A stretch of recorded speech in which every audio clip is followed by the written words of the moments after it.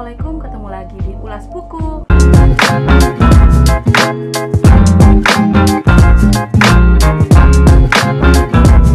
Seperti yang sudah dijanjikan di episode sebelumnya, hari ini aku akan membahas sebuah buku yang masih berkaitan dengan episode yang minggu lalu. Nih, kalau kemarin kan sempat aku menjanjikan ya, ternyata aku membaca dengan waktu yang cukup lebih lama daripada yang aku janjikan. Jadi sebelumnya aku mohon maaf dulu. Dan buku kali ini adalah buku kedua dari Satria Series. Kalau yang kemarin kan yang ketiganya, dimana aku salah baca yang harusnya secangkir kopi dan pencakar langit baru ke suatu ruang. Ternyata aku malah skip dan lanjut yang ke dua jejak. Jadi di episode kali ini aku akan membahas sebuah buku yang masih berkaitan dengan Satria Series yang judulnya sudah aku sebutkan tadi, yaitu Satu Ruang. Cerita di sini berkisah tentang masih di dunianya atau universe-nya si Satria, dimana Satria ini di SKDPL yang di novel pertamanya, dia kan endingnya, ini spoiler aja ya, yang di pertama kan dia nggak jodoh sama Ataya. Ternyata Ataya jodoh sama tokoh yang lain, yaitu si Gilman. Nah, di buku yang ini Satria memulai lembaran baru dengan bertemu orang baru yang kira-kira siapa sih jodoh dia.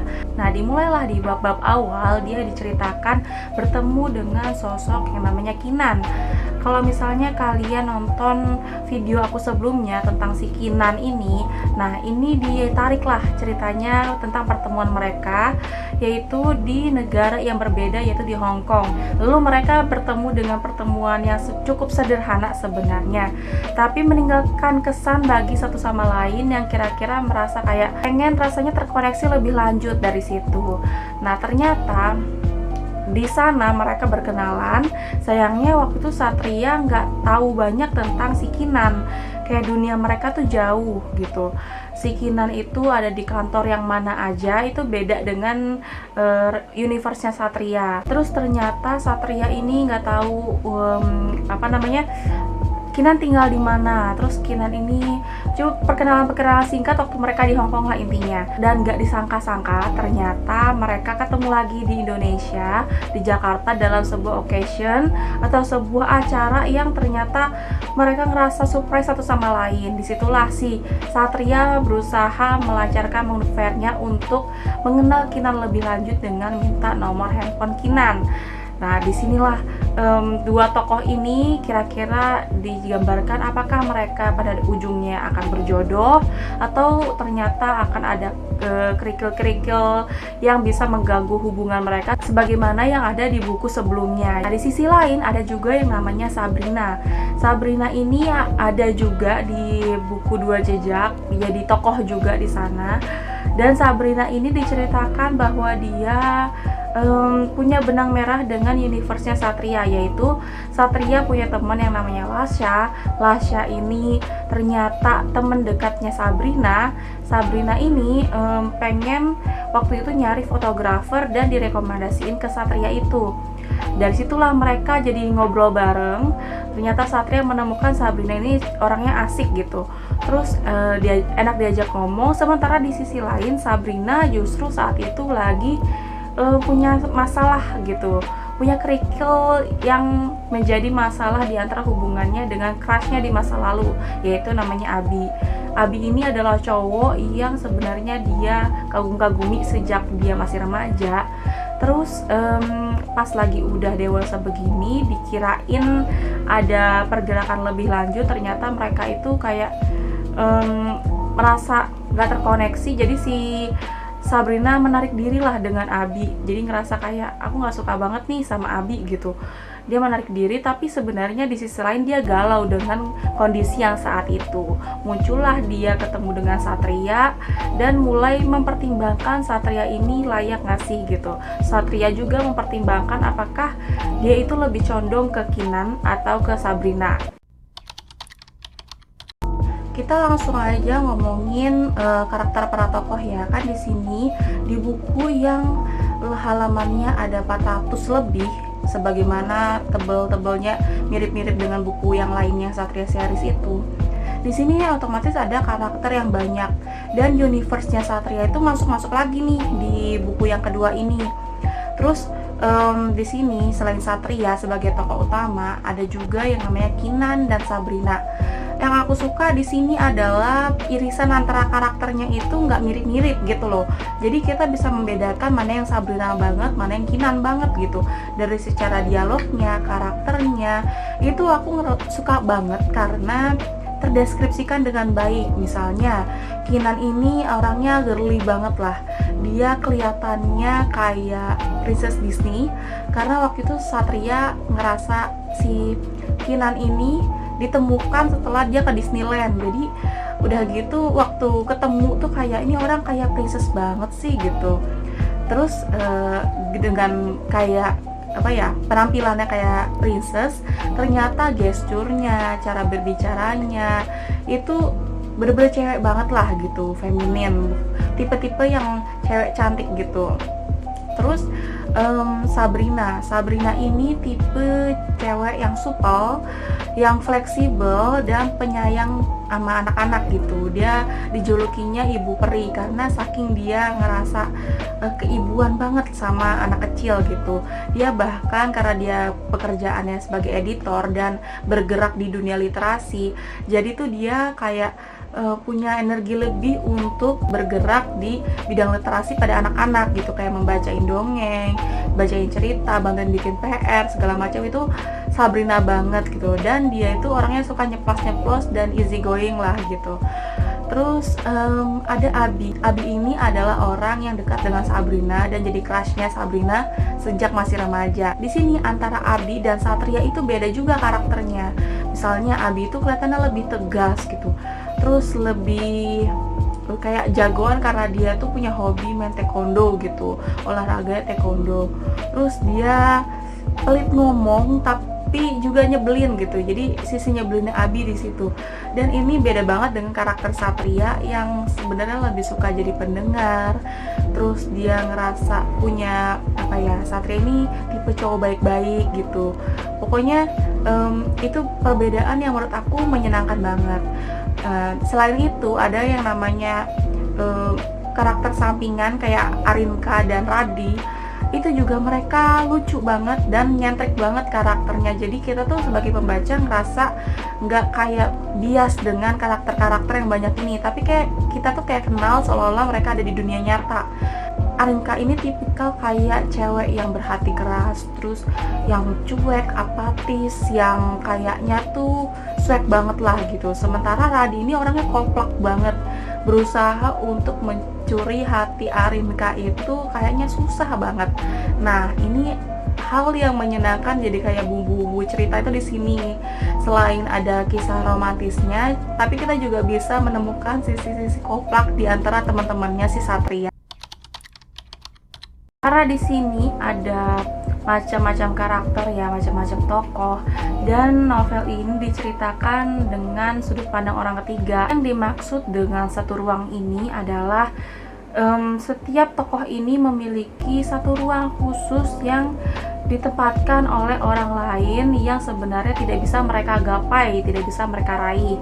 Misalnya kayak Kinan ini dibalik sifat girly-nya sebenarnya dia adalah sosok yang pemurung terus rapuh, yang kalau misalnya salah sentuh dikit seolah-olah gampang pecah gitu. Itu sisi Kinan seperti itu.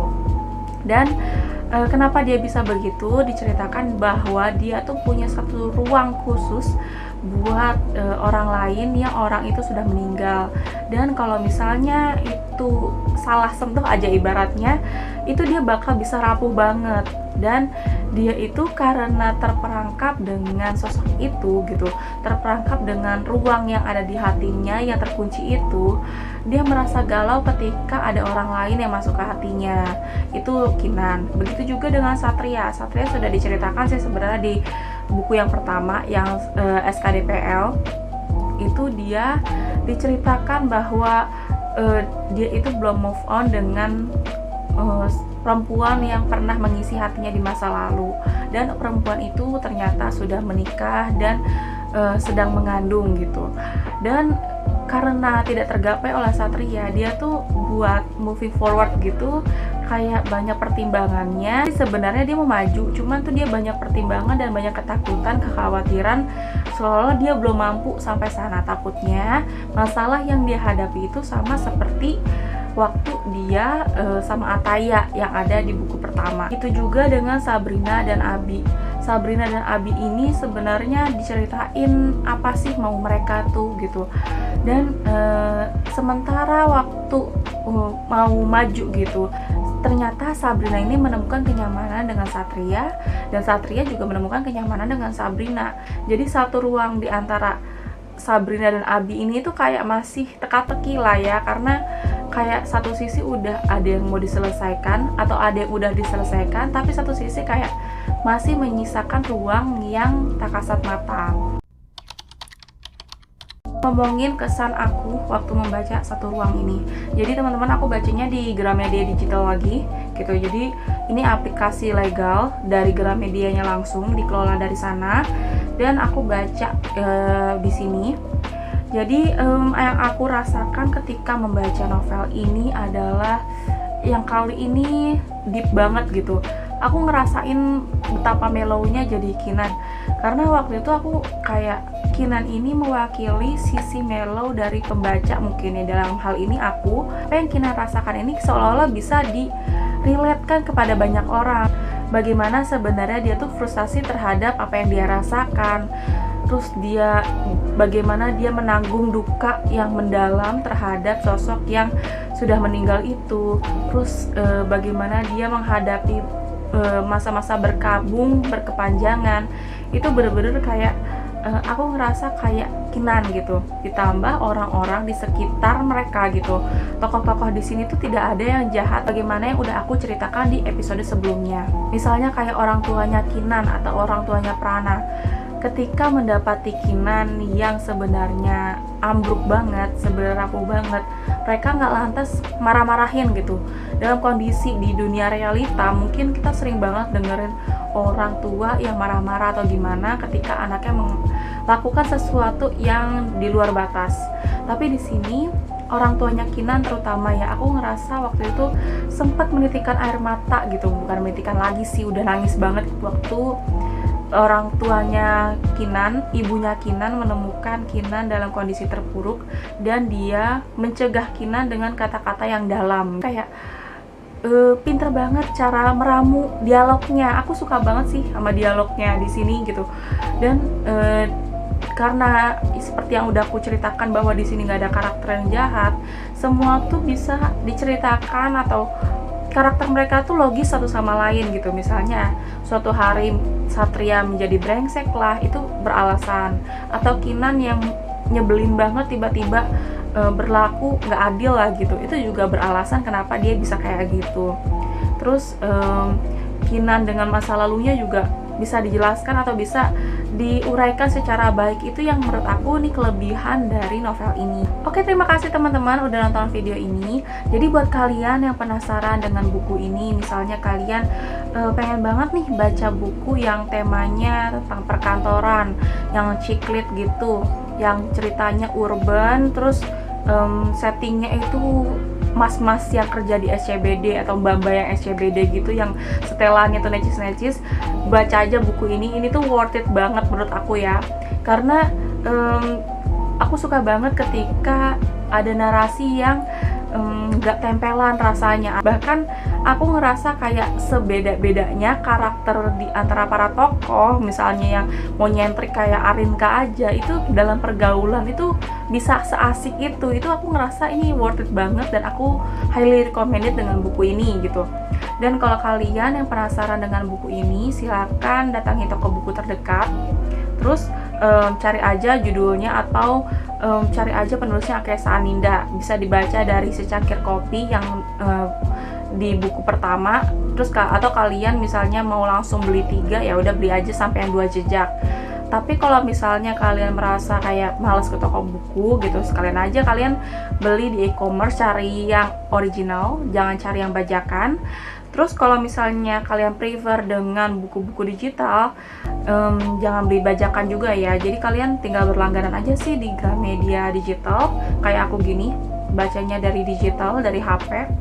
Jadi bisa lebih praktis, karena ini baca novel-novel ini selain ringan dan bisa nggak terlalu banyak mikir ya gitu. Jadi tapi meninggalkan kesan yang mendalam. Kalau aku sendiri baca ini sambil misalnya dalam perjalanan ke kantor kah, atau lagi perjalanan kemana, lagi di kereta, itu sambil baca-baca buku ini aja udah ngerasa kayak terhibur. Selain terhibur juga kayak gak sia-sia lah waktunya gitu, meninggalkan kesan yang mendalam dan bikin euforia berhari-hari lah itu. Oke semuanya, terima kasih banyak udah nonton video ini. Sampai ketemu di video selanjutnya. Wassalamualaikum warahmatullahi wabarakatuh.